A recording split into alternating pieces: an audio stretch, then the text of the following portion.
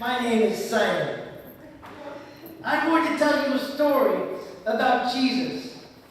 My friends call me Simon the Leper. Well, actually, maybe not my friends, but I'm known as Simon the Leper. I used to have leprosy. It's a terrible disease, and it makes white spots go all over your skin. It kind of discolors, and then the nerves kind of die. And then if it gets real bad, parts of your body just start to kind of fall off.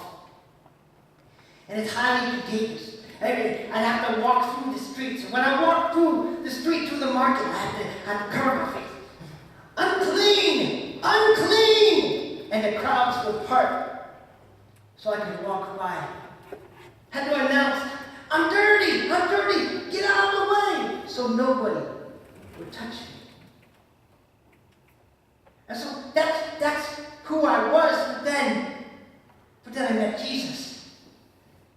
I don't have leprosy anymore. But they still call me Simon the Leper. But my good friends call me Simon. You can call me Simon.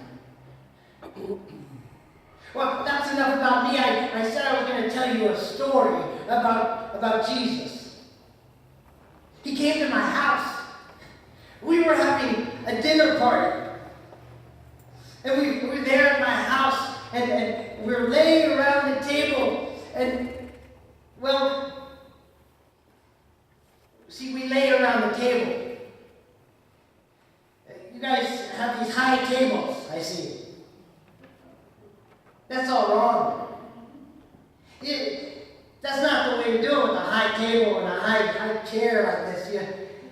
What you do if you're going to have a party, you're going to have a dinner party, you get a nice low table. And you sit around that low table, you get a bunch of cushions, a bunch of pillows, and you lay them all around the table. And then you lay down, and you lay on the pillow with your left arm. And you just kind of recline. And so you lay on that pillow with your left arm. And then you can eat with your right hand those grapes. And it's luxurious. It's fantastic. That's the way to do it. So we're laying around the table and we're having a great time. Jesus is a masterful storyteller. He's so funny. I laughed so hard, I almost squirt a grape juice out my nose.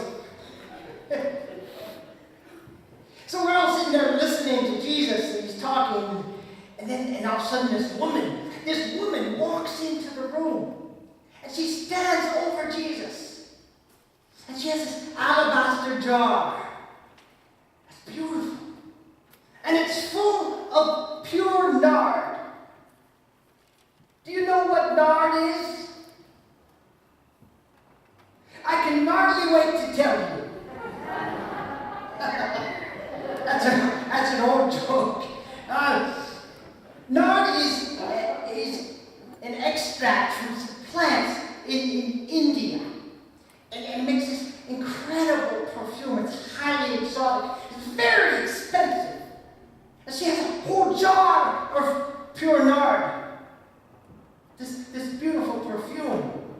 And she stands over Jesus.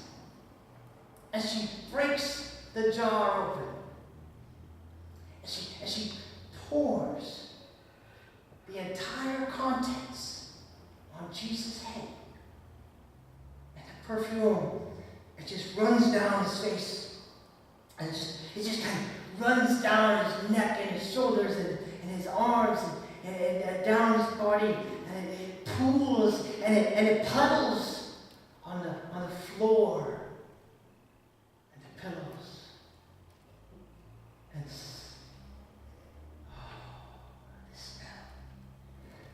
smell filled the room.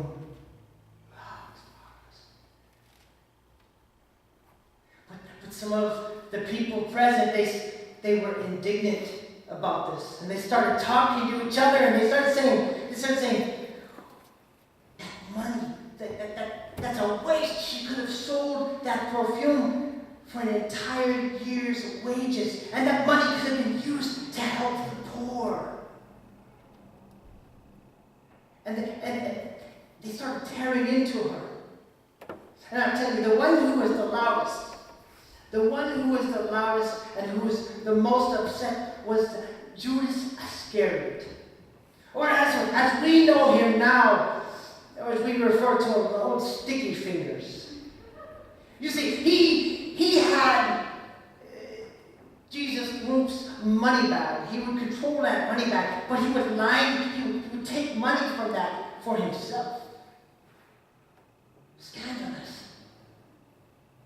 And he was really tearing into her harshly, and he was rebuking her.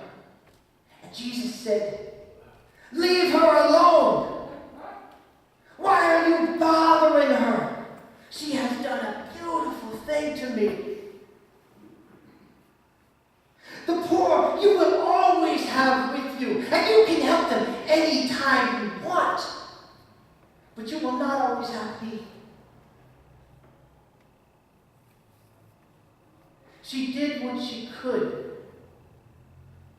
She prepared my body for burial beforehand.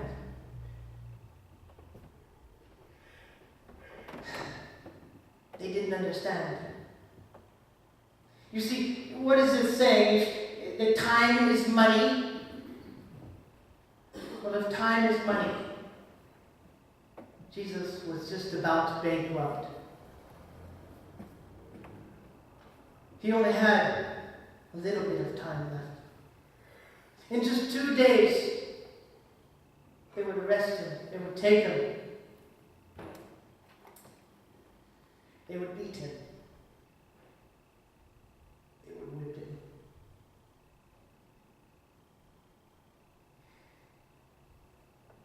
They would take a crown of thorns, a crown with these long thorns. They would put it on his head. They would press it down into his head. And the blood would run down his face, his neck, his arms, his body, to great pools of blood, puddle on the floor.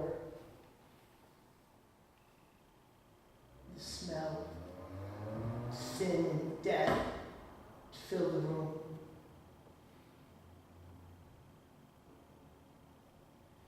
They crucified him on a cross. They put nails in his hands and his feet.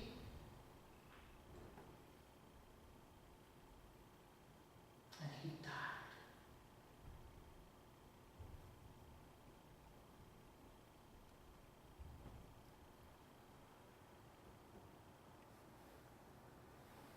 He rose again, though. He rose again.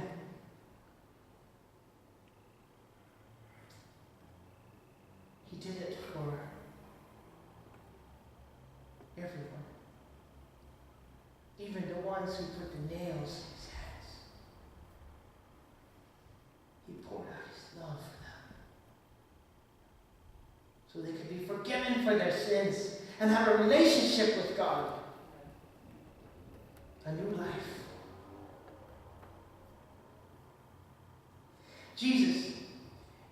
Jesus says to them, she did what she could. She poured perfume on my body to prepare beforehand for my burial.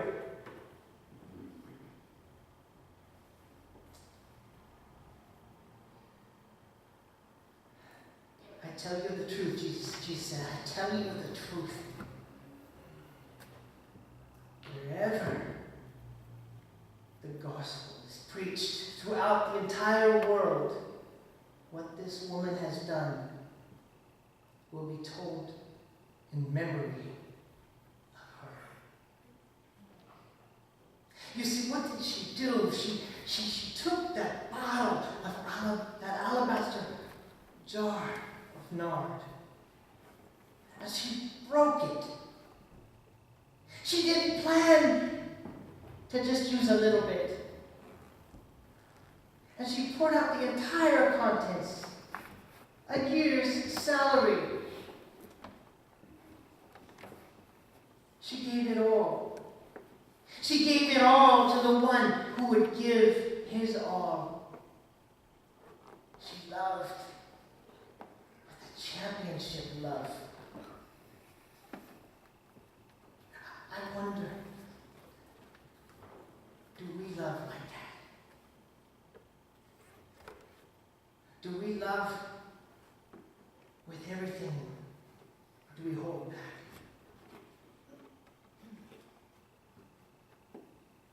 I want to love like that woman loved. To love like Jesus loved. Give me it all. A championship love. Well, that's my story.